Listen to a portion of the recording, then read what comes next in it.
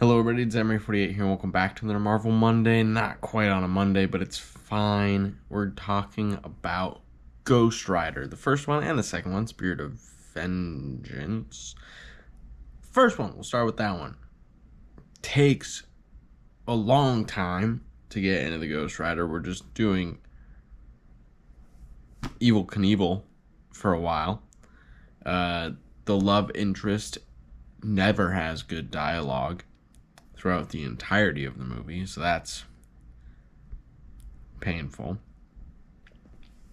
The Ghost Rider part comes on a little strange because he kind of accidentally signs this contract with the devil, and then decades later actually gets called upon to do it.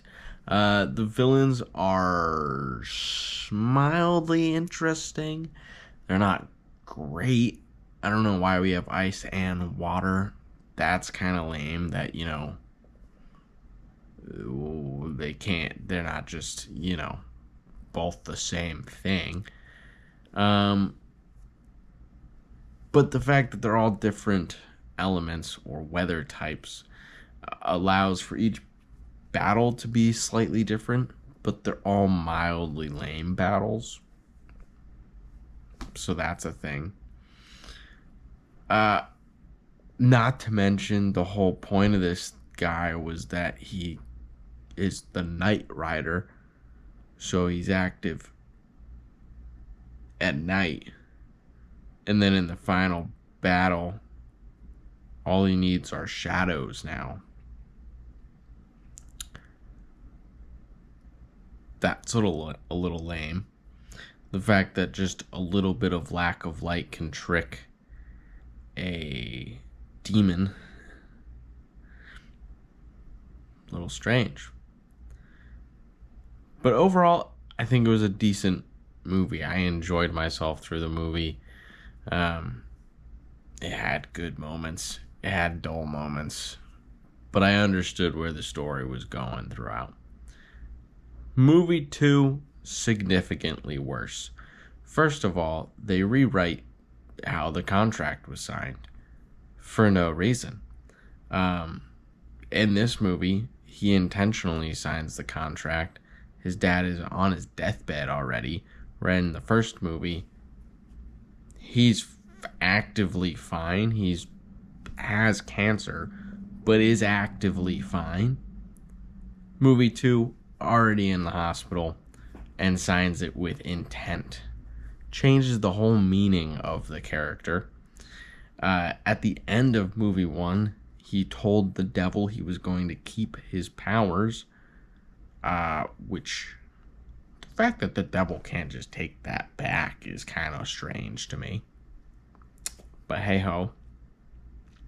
And in movie 2, he doesn't. The whole point at the end of movie 1 was he's gonna go off and help people and counteract the workings of the devil.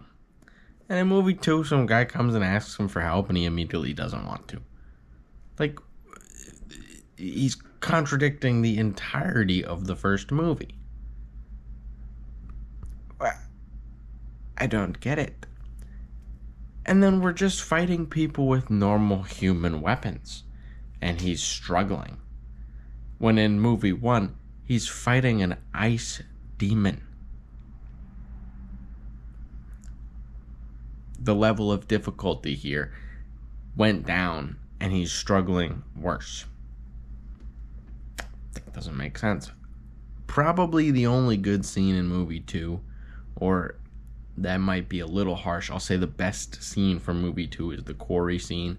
Seeing the Ghost Rider take over the quarry equipment and turn it into fire. Really cool. The devil having to do a whole ceremony to transition bodies when he can literally give a ghost demon power to any human with a sign of a contract. Seems a little over the top. Seems like he didn't think all of this all the way through when he started entering bodies. He also created this body. So, again, not a lot lining up here. Other issue. The mom, dialogue garbage. Decay Man, kind of cool. That's a cool villain. Unique. Not seen that before. I liked that part. He was cool. Ghost Rider handled him easier when he had supernatural powers than when he just had guns. Strange. Also, in the final boss fight, Ghost Rider can now just be active completely in the daylight. No shadows, no nothing. He's just fine under the sun.